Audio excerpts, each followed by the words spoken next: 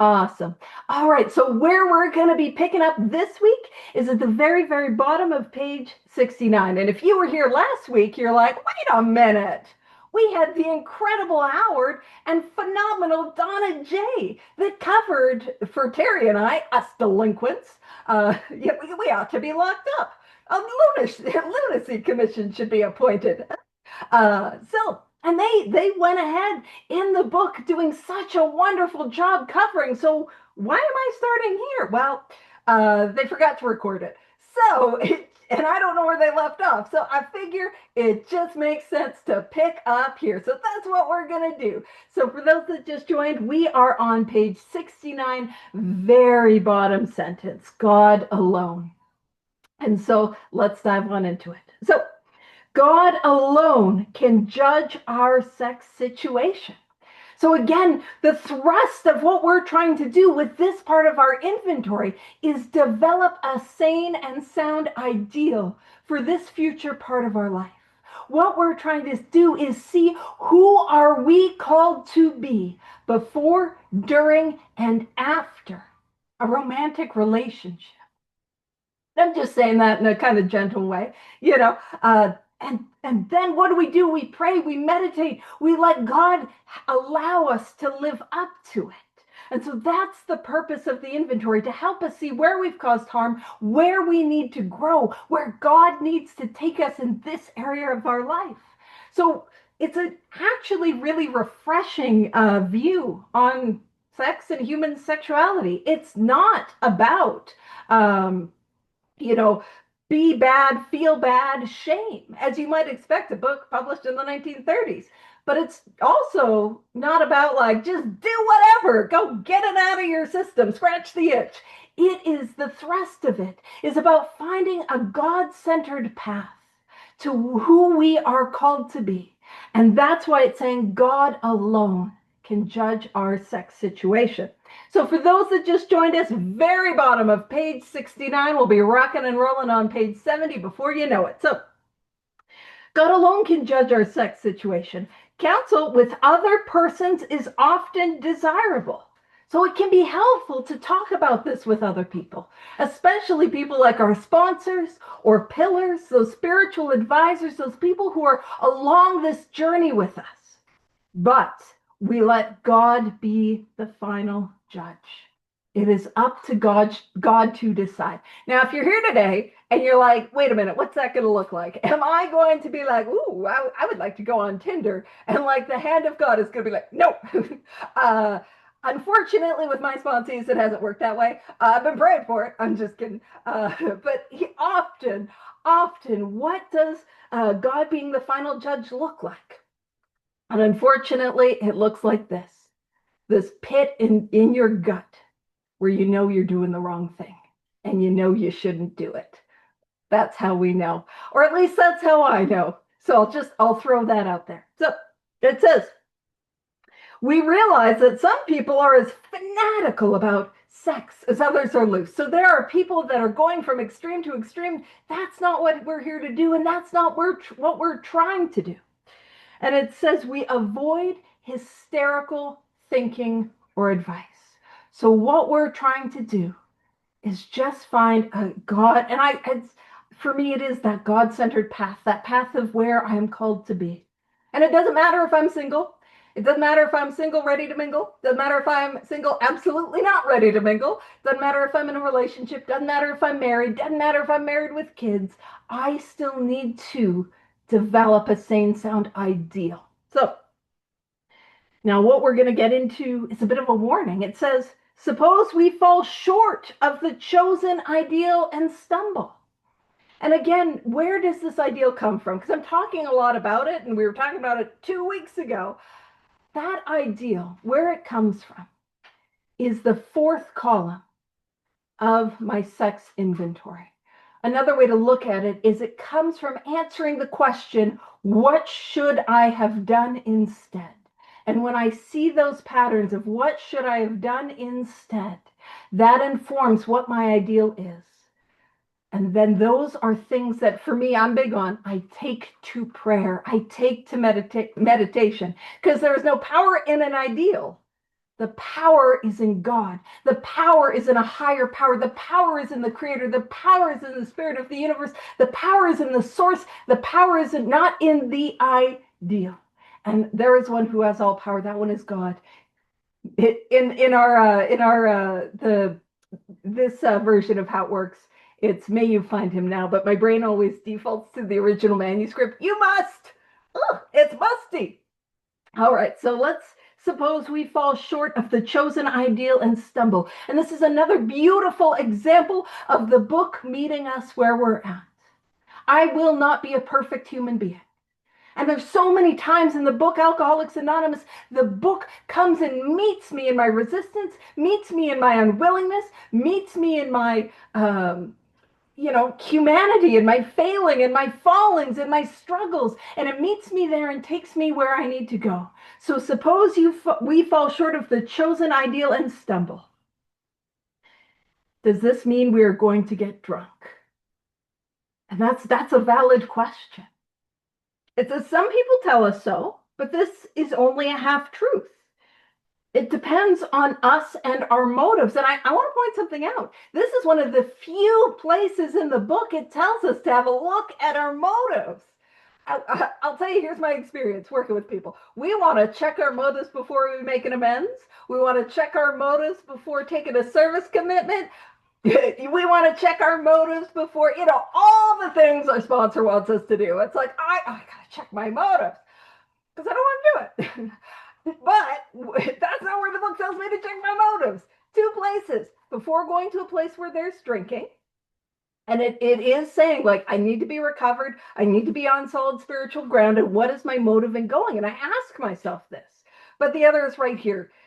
In regards to our romantic relationship. Now, I know, some of you are very aware that, like, yes, we need the spirit of the universe to put the brakes on that, I genuinely don't think I've ever had a sponsee tell me, I think I might be, I'm thinking of getting into a relationship. Never. I don't think I've ever had that. I think it's always, and I'm in one, I've got news, here we are, And I think that is universal across the board with my experience working with others. Maybe yours is different. Maybe you guys got a heads up. I don't. So check our motives ahead of time. So it says it depends on us and our motives. And here it is. If we are sorry for what we have done, because what we're trying to do is not harm people. This is where we have the capacity to cause the greatest heartbreak and harm and hurt, where there's intimacy and vulnerability, and we can really hurt people. So if we are sorry, if we have remorse for what we have done, and have the honest desire to let God take us to better things. And that's the deal. God has to take us to better things. I can't do that on my own. I can't do that on my own power. I need God's power, especially if this is an area of my life that is particularly troublesome. So it says, so if we have the honest desire to let God take us to better things, and that's why I'm so big on taking it to prayer, taking it to meditation, because I just can't do it on my own. I need God's help. It says, we believe we will be forgiven and we will have learned our lesson. And I kind of joke that as alcoholics or drug addicts or whatever brings you to this all-inclusive study, we tend to have a bit of a learning disability. I seem to be incapable of learning my lesson. You guys let me know if that's your experience too. But I just can't seem to learn that bad boy. All right. And it says, but this is the warning. Another way to look at the warning is that it's a promise. Like, this will happen. It says, if we are not sorry and our conduct continues to harm others, we are quite sure to drink. We are not theorizing. These are facts out of our experience, and that's important. What we're talking about here is not, like ideals, as in like, oh, it might be nice if you did that, and we think that is good and proper. No, it's like what we have seen is when we hurt others with our conduct, and we don't grow, and we don't change, and we don't make amends for it, we will relapse. And this might feel like a brand new promise, like, whoa, this is new information. It's a little tense. But here's the thing, it's a continuation of what was told to us in the first step. In step 1, what we come to realize is that I will drink again. I will use drugs again. I will act out on whatever addictive, compulsive behavior brings you to this all-inclusive study. I will do it again. And it's just a continuation, nothing less than a spiritual awakening, and I will relapse. And man, this is the stuff that is blocking me from this power. And so I can't continue to harm others and feel the sunlight of the Spirit. So that's a warning. So it says to sum up about sex. So we got a summary going on here. It says, we earnestly, that is with sincerity. We mean it. We're trying. It's not a like, okay, when you, now I'm not calling anyone out. I'm talking about my experience. I want to be real clear. I'm not calling anyone out. But when you're supposed to quit smoking, and like I will tell you, I was a smoker, and I put out some little piddly prayers of like, you could take the cigarettes if you wanted, you know what I mean? And like if anyone's there, not an ounce of judgment, like really, because I've been there.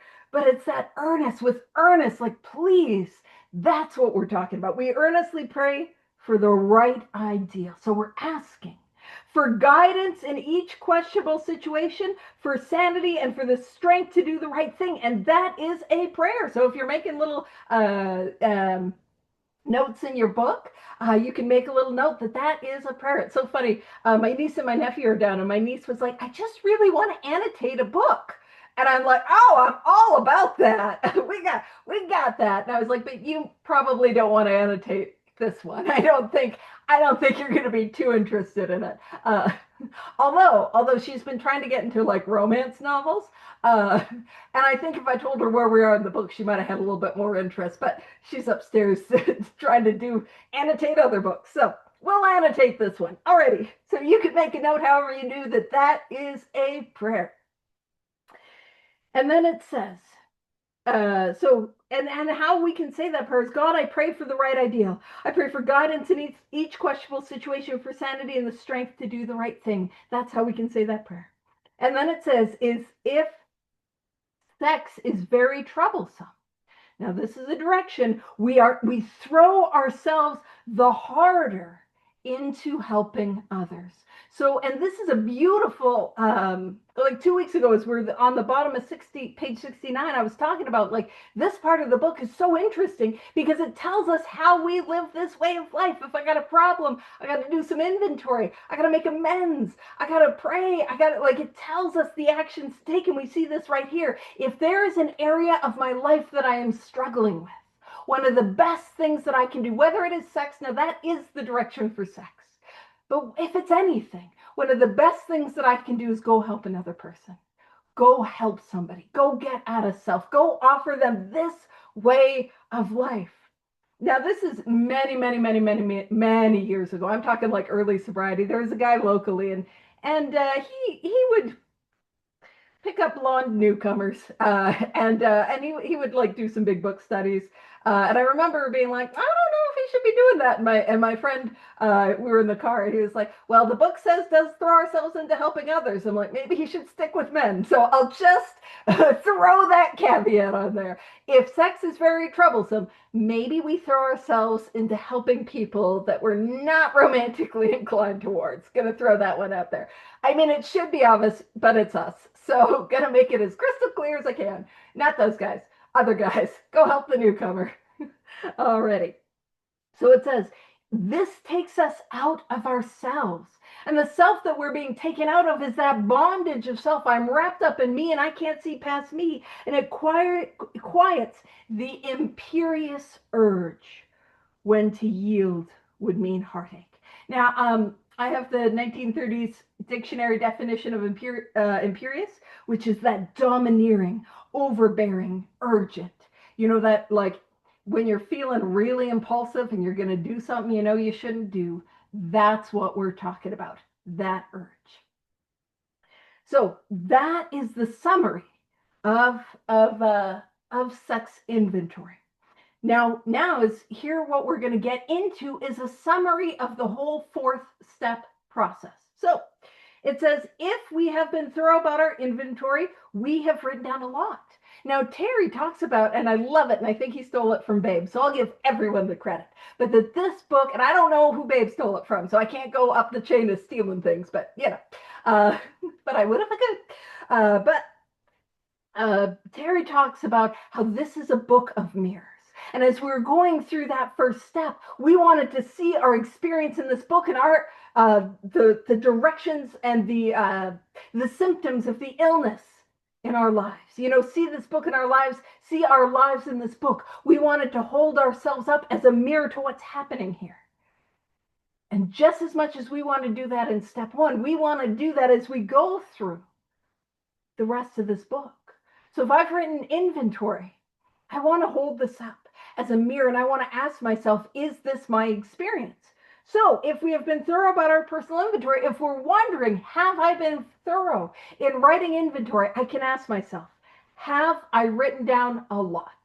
And I always say, you got to at least, no, I don't always say, I joke because my sponsees know. It's like I went through so many pens and my wrist hurts and it's not just you. It's all of them, almost all of them that are like it's so much writing. So have I written down a lot? And it says we have listed and analyzed our resentments. So did we list our resentments? Yes. Did we analyze them? Yes.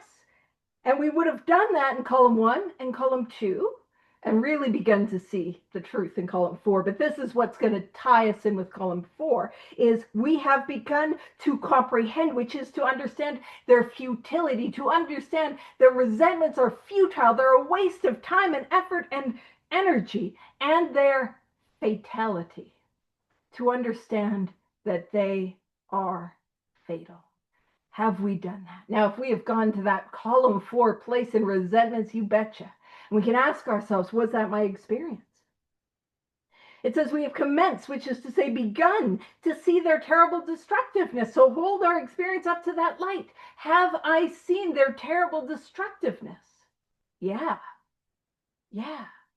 And it says we have begun, so we're not necessarily all the way there, but process in motion. We have begun to learn tolerance, patience, and goodwill to all men, even our enemies, for we look on them as sick people. So asking, did we get to that 4th column place?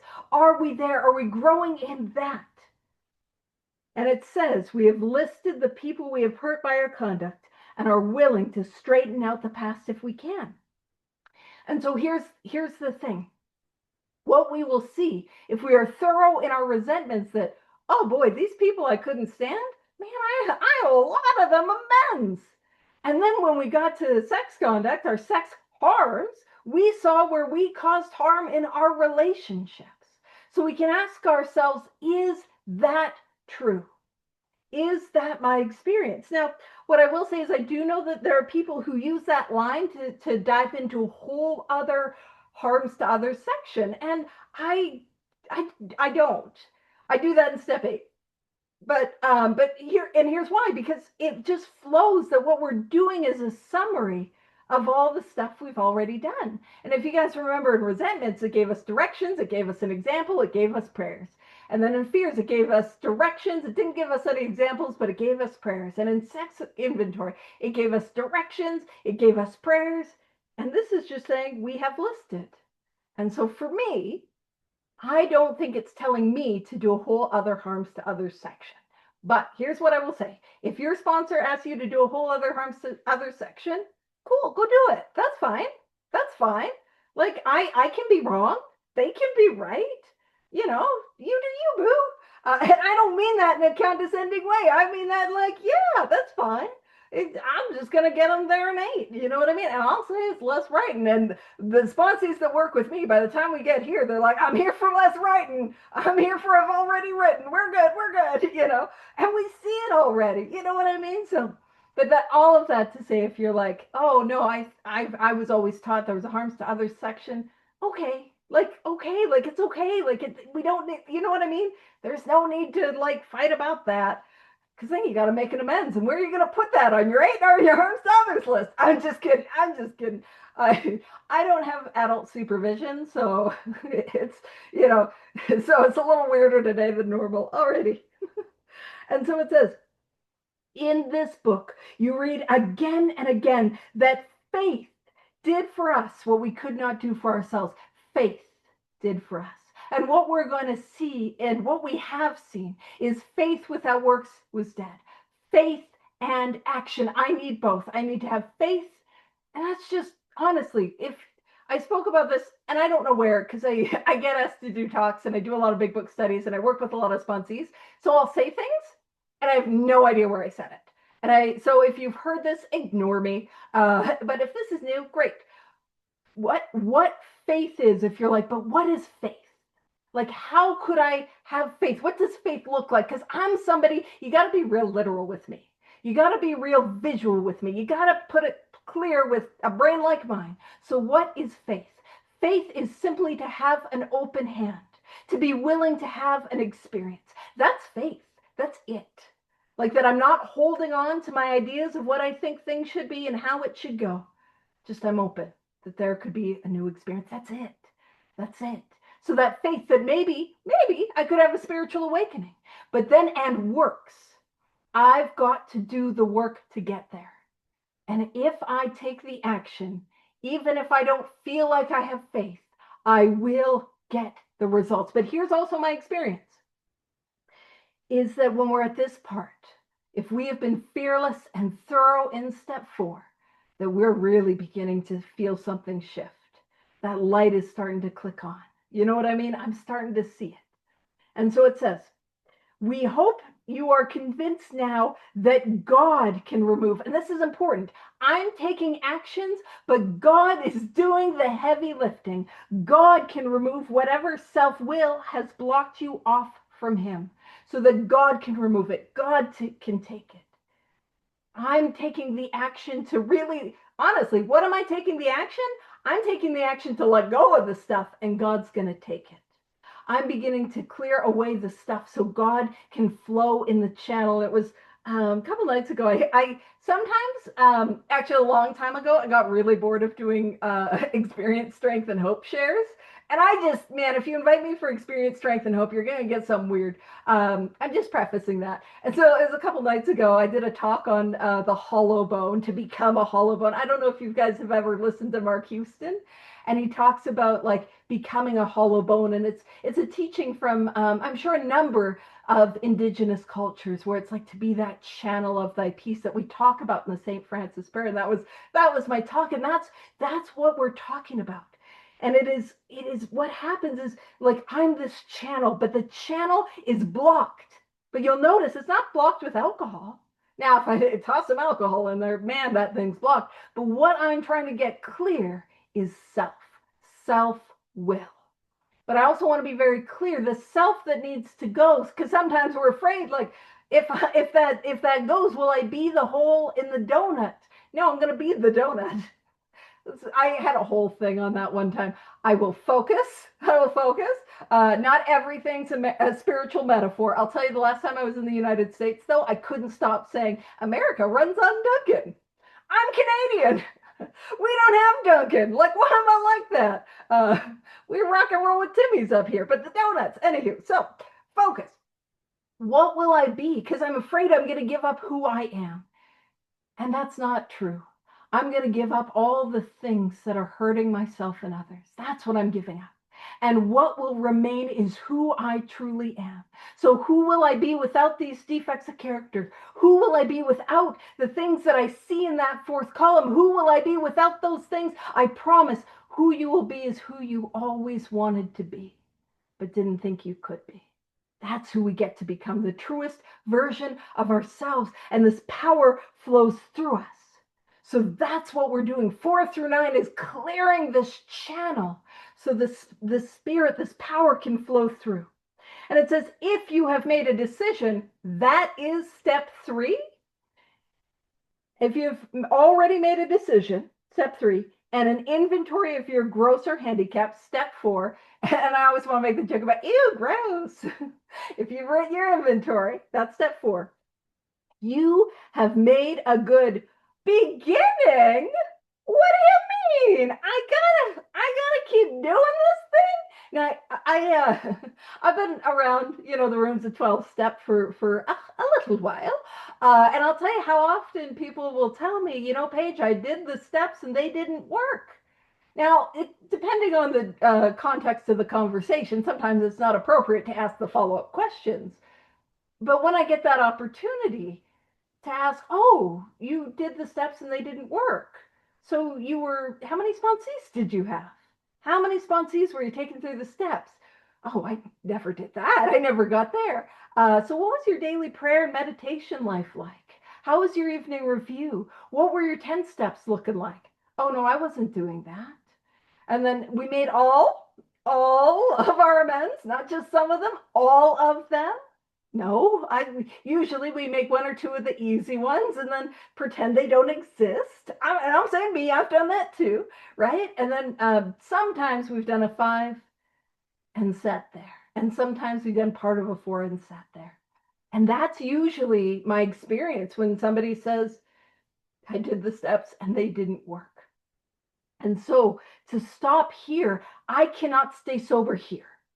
The spiritual awakening does not really come into fruition in step 4. Step 4 through 9 is to bring about the spiritual awakening that I seek further and I grow deeper in 10, 11, and 12. And if I have the illness that is outlined in this book and I stop here, I will relapse. Nothing less than a spiritual awakening. And I will relapse. So if we have been struggling or if we have been relapsing and we're like, what do I need to do? That is good news. We just need to take the next step. Quickly and thoroughly, let's hustle. Because I'll be honest with y'all, I want to lollygag. I want to lollygag. That's how I want to do it. So it goes on to say, you've made a good beginning. Oh no, I'm not done. Oh, I hope there's not a whole lot of action that's going to come. It says, that being so, you have swallowed and digested some big chunks of truth about yourself. So I can ask myself, after writing this inventory, have I had to swallow some big chunks of truth? Now, if you're wondering, in my experience, they're typically flavored a little like humble pie, but you can have that a la mode. And a couple times they'll taste like crow, humble pie and eaten crow.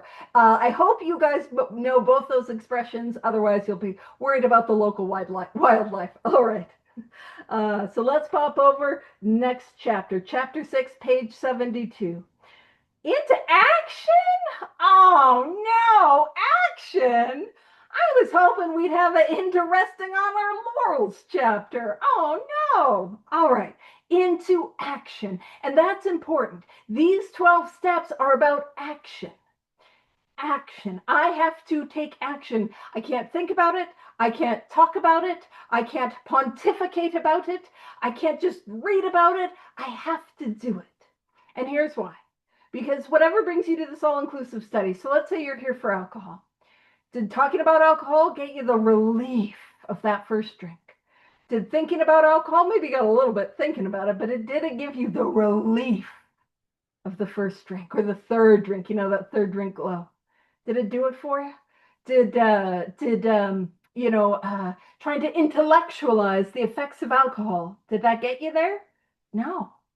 And same for me with crack cocaine. I can't pontificate of the effects of crack cocaine. You know what I needed? I needed to smoke that. I needed to drink that. I needed to have the experience with that. And that's just like the 12 steps. I need to have an experience, not an idea, not a theory. That's what I'm after, an experience. And so it is into action, not into being right. Not into interpreting the book the proper way, into action. And I'm tying back to me being like, hey, I don't do it like that. And if you do it like that, you're right, I'm wrong. That's what I'm tying back into. So having made our personal inventory, step 4, we did that.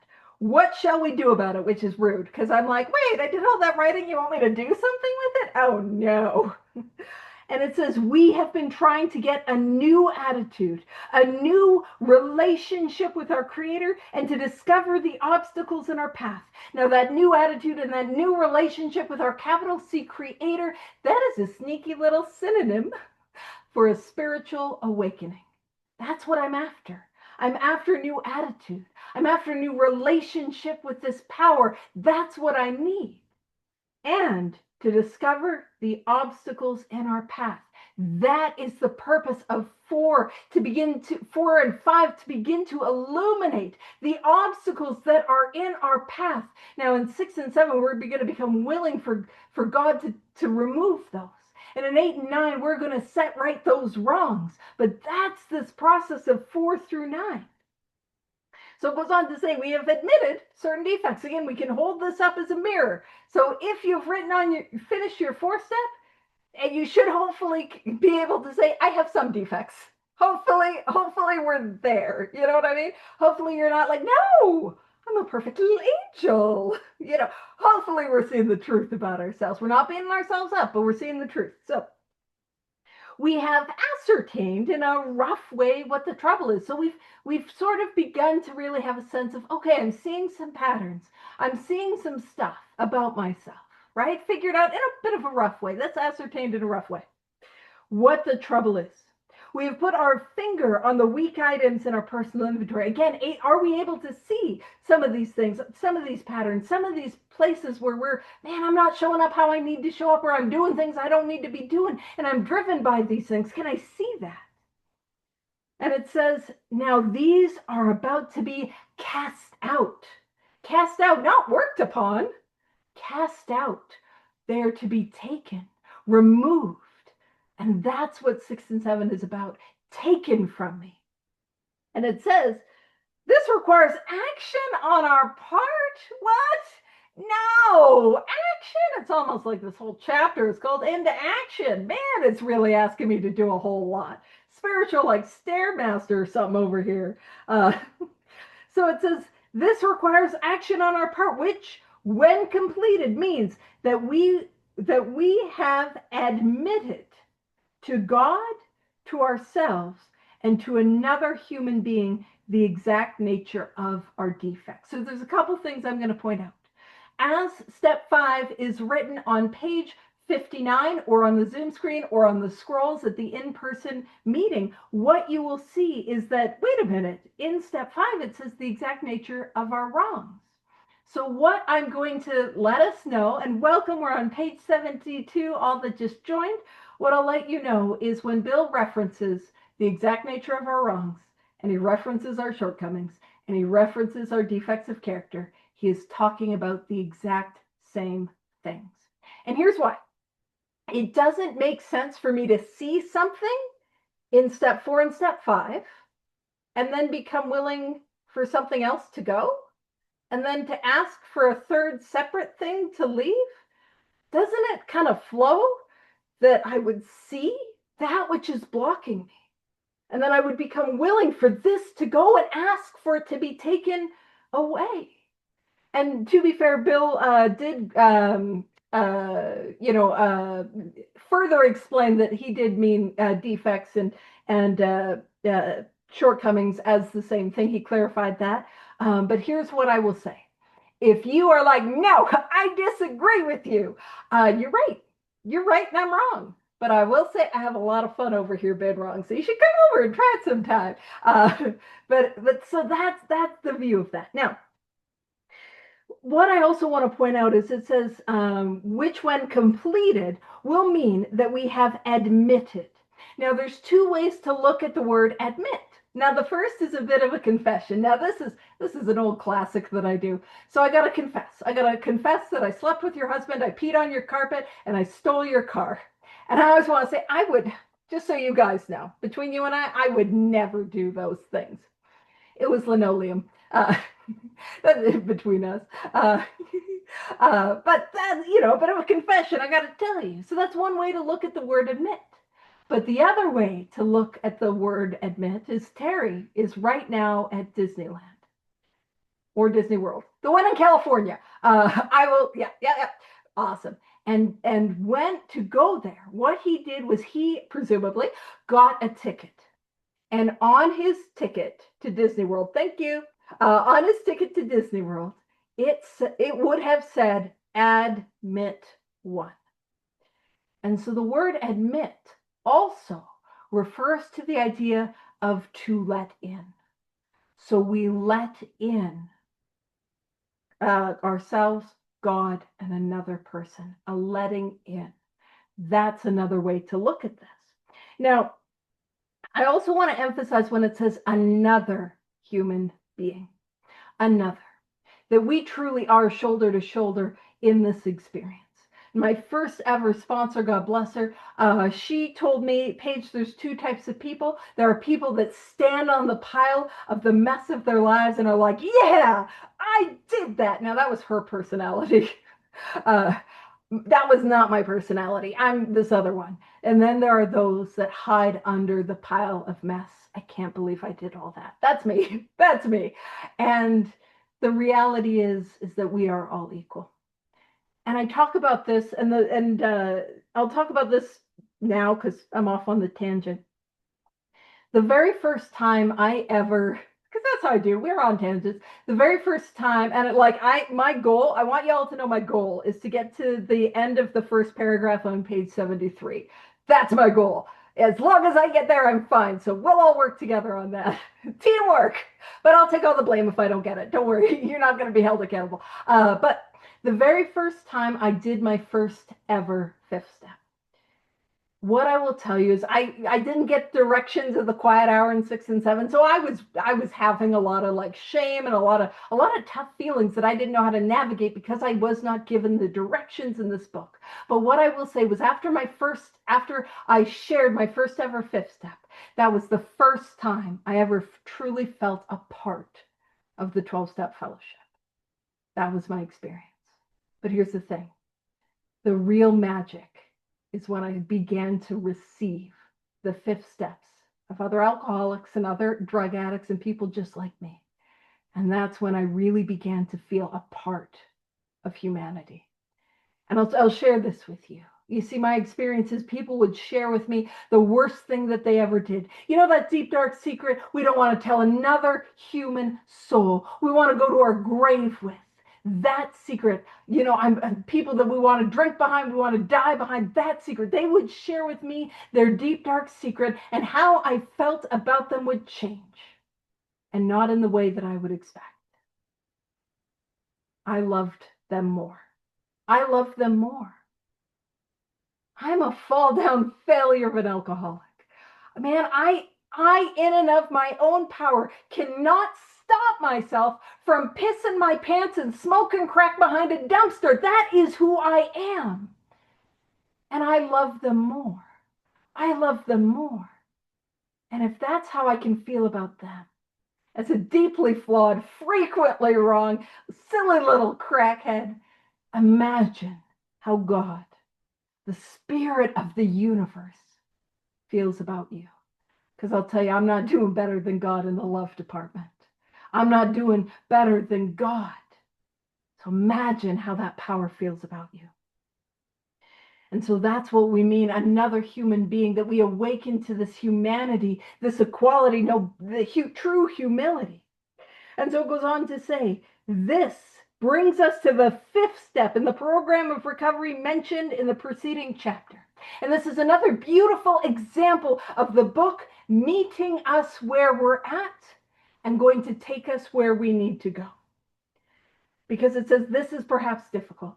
I don't think there's too many people who ever came to the rooms, whatever 12-step fellowship you're part of, and saw the steps on the wall or on the Zoom screen and thought, oh, step 5.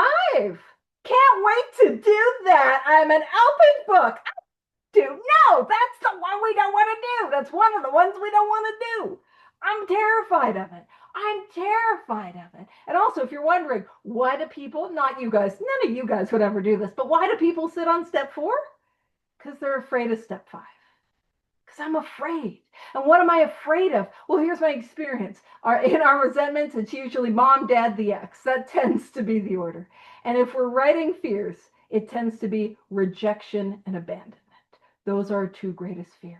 And I'm afraid that if I am vulnerable and if I share with you those squishy, vulnerable bits of who I truly am and you reject me, man, I don't know how I'm going to get through it. That's what we're afraid of. And so the book is saying, we hear you. This is perhaps difficult.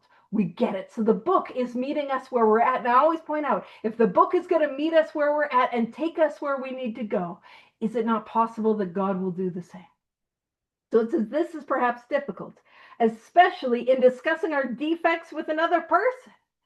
We think we have done well enough in admitting these things to ourselves. Who hasn't thought that? Like, no, I wrote it down. That's good. That's good. That's good. I don't need to do any more. That's fine. And it says there is doubt about that. So meeting us where we're at and going to take us where we need to go. And it says in actual practice. So not in theory, not in belief, but in our lived experience. So lived experience of the first 180 members of Alcoholics Anonymous. But then the lived experience of all of us who have recovered as the result of following the directions in this book. That is our lived experience. So in actual practice, we usually find a solitary self-appraisal insufficient. What does that mean? Me looking at me by myself tends to not be good enough. It doesn't work. That's what it's saying. And I will throw out, if my experience is that it doesn't work in 4 and 5, me trying to keep it to myself, it's not going to work in step 10. You know what I mean? I so often need another set of eyes because I can't see that which I can't see. And I do a lot of inventory, so I see a lot. I am like, oh, look at me.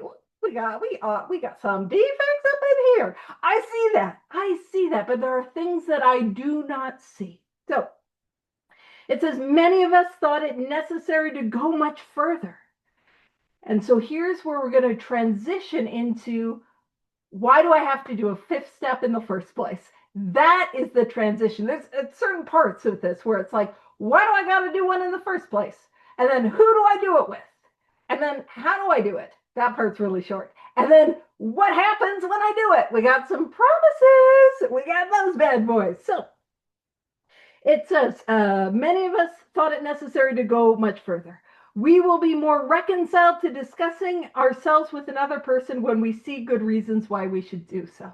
So we're going to be more open to doing a 5th step if we see a good reason. And I just love this because I know you guys would never act like this, but I can go into my toddler era and be like, give me one good reason why I should do a 5th step. And it's like, okay, book, meeting me where I'm at, meeting me in my toddler era, meeting me in my stubbornness.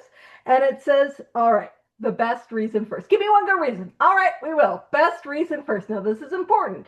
If we skip this vital step, we may not overcome drinking. If I don't do this, I probably won't stay sober. Again, it's not a new warning, just like, hey, if we continue to harm others with our sexual behavior, you're going to drink again, you're going to relapse. That's not new information either. This is a continuation of the first step promise, which is that I will relapse unless I have a spiritual awakening. And so if I don't do this 5th step, I likely won't have the spiritual awakening.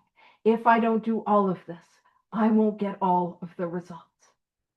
So it says, time after time, newcomers have tried to keep to themselves certain facts about their lives. And what are the facts that I'm keeping about my life?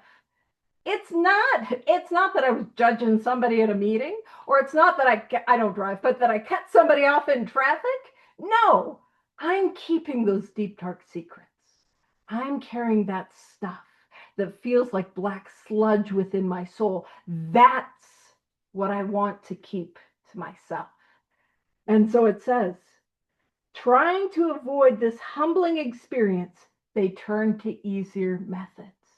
Because as an alcoholic, as a drug, now, as a human freaking being, what do I want? I want the path of least resistance, right? If we're hearing somebody who's like, hey, you don't have to do a 5th step, I'm like, I'm here for that, you know? How many, it's like, oh, I don't have to make that amends, I'll grab a hold of that. Like, I want an easier, softer way. I want to avoid this stuff because I'm terrified of it. And then again, this is another important line. almost invariably, which is pretty much always, almost always, they got drunk. They got drunk.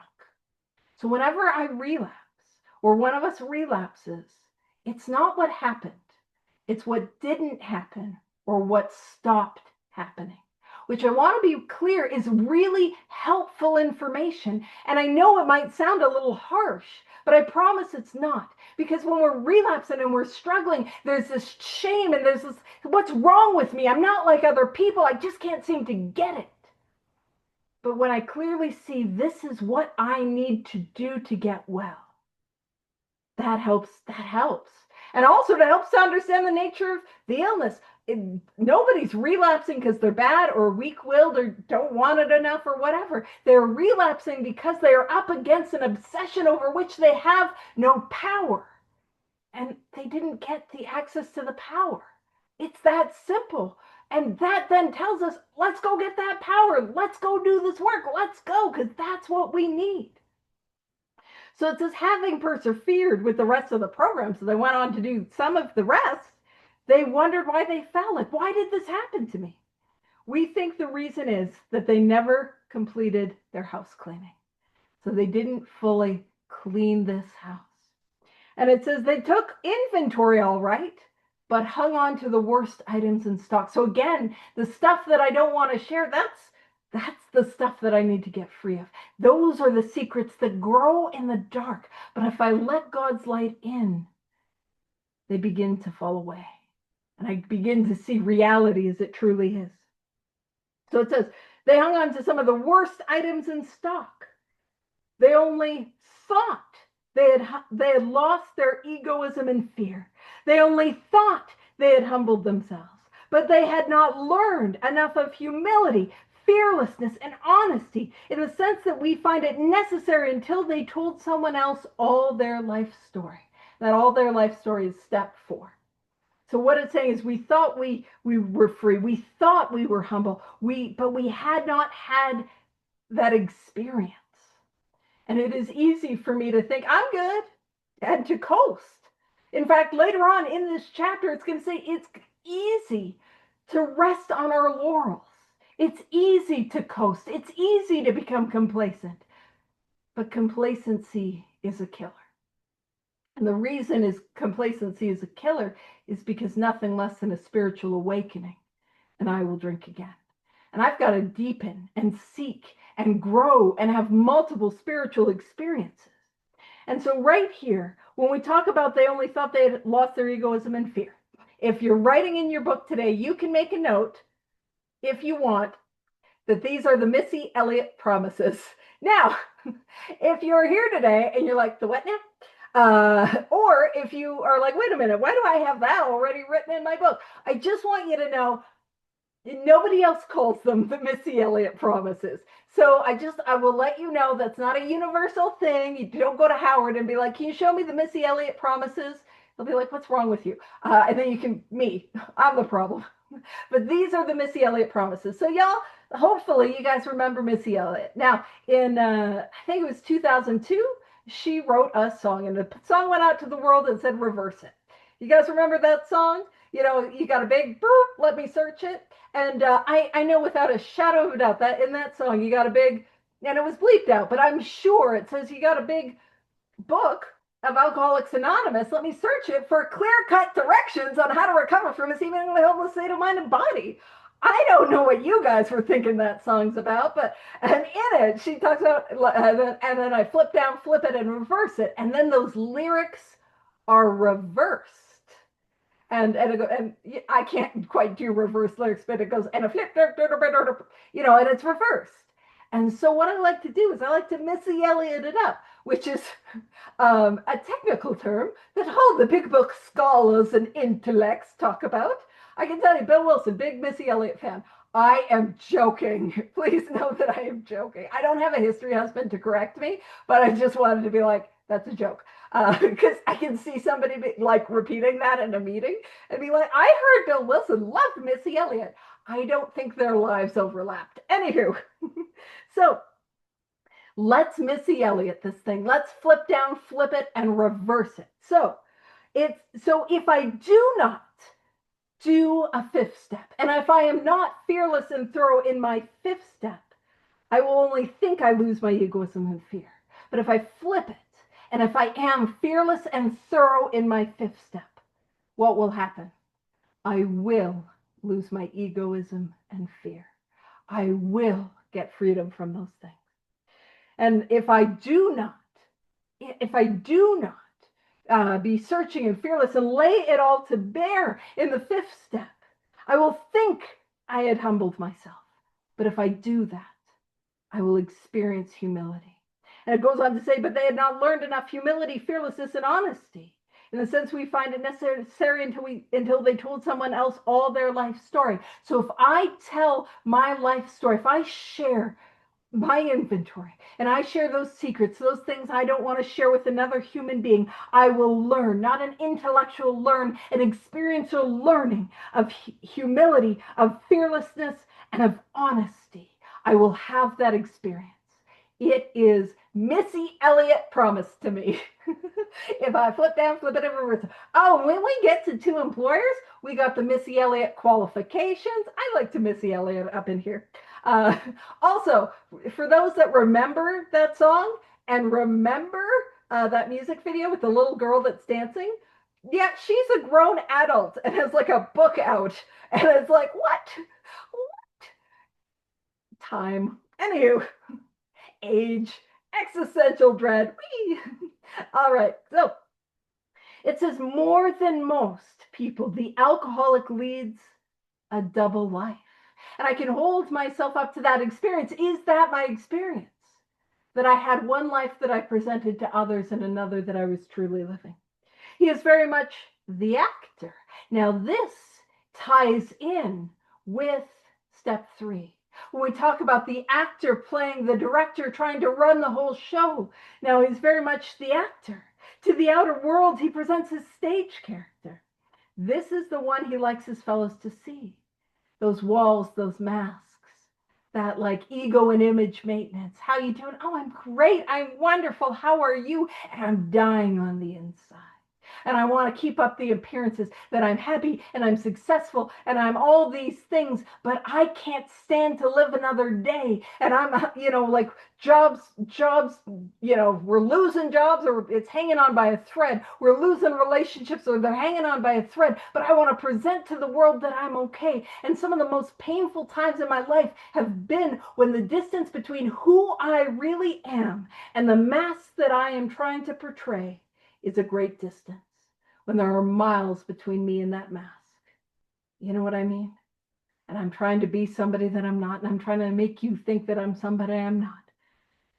And it says, this is the one he likes his fellows to see. He wants to enjoy a certain reputation, but knows in his heart he doesn't deserve it. The inconsistency is made worse by the things he does on his sprees. So man, the allergy of the body means that I will cross boundaries I did not want to cross when I am drinking or using or engaging in whatever addictive behavior. And the obsession of the mind means that I continue to do it and go back to that first drink or that first drug. So that's why it's that spree that we go off and we burn it down and we're humiliated, but we do it again and we do it again and we do it again. And so it goes on to, he said, coming to his senses, he is revolted. At certain episodes, he vaguely remembers. That's the difference between a blackout and a brownout. A blackout, no memory there. I am grateful that genuinely that when I was drinking, cell phones weren't super people had them, but I didn't have a cell phone. So I didn't have to try to delete text messages or social media or anything like that. Oh, we know I would have. We know I would have. So that I was grateful for. But that brownout is where you have those vague recollections. And that oh no. And it says these memories are a nightmare. He trembles to think someone might have observed him. As fast as he can, he pushes these memories far inside himself. You know, when you wake up in a panic and you're like, oh God, I hope that wasn't real. Oh God, I hope I didn't do that. We're just trying to almost physically push that memory down inside ourselves because we don't want to think about it. And it says, as fast as he can, he pushes these memories far inside himself. He hopes they will never see the light of day. Does that sound like me? Does that sound like how I was living my life? And it says he is under constant fear and tension. Does that sound like me? And that makes for more drinking. So I got to get clear of that stuff so that I can have that connection with that power and stay sober. So it says psychologists are inclined to agree with us. We have spent thousands of dollars for examinations. We know but few instances where we have given these doctors a fair break. We have seldom told them the whole truth, nor have we followed their advice. I'm going to throw something out there. We are people that will pay. I never paid for one, but we are people that will pay like $200 an hour for like a therapist and then lie to them the whole time, you know? And I just one of you told on us. I'm just kidding. But somebody ratted us out because did you know medical professionals, if they suspect you have a drinking problem, do you know what they do? Somebody ratted us out. But they will take the number of drinks that you give them and triple it. Somebody. Now, I heard from a friend that if they suspect you're drug seeking, they will take the number of drugs you say you're doing and divide it by 3, which is rude. Rude. You guys, these professionals. But yeah, we'll pay and we'll lie to them the whole freaking time. So it says we have seldom told them the whole truth, nor have we followed their advice. We're called out. Maybe you guys are, but I'm like, girl, I have been called out on that one. Ooh. And it says, unwilling to be honest with these sympathetic men, we were honest with no one else.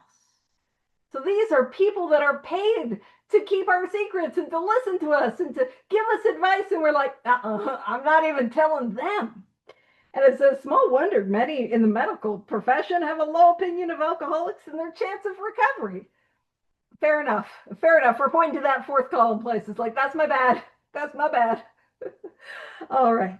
It goes on to say, bottom of 73, we must be entirely honest with somebody. Somebody. I don't have to be honest with everyone. I don't need to share my deep, dark secret, at a meet, but there will be a time where you're able to, and you're able to do it freely. But at least when we're talking about that 5th step, somebody, I've got to share it with somebody if we expect to live long or happily in this world. And here's the thing, by the time I got here, I was in my early 20s, but like I could not imagine living a long life the way I had been living it. I couldn't, that sounded like an absolute nightmare. So if I want a long life and I want a happy life, and you see, I talk about what is promised in 12 step.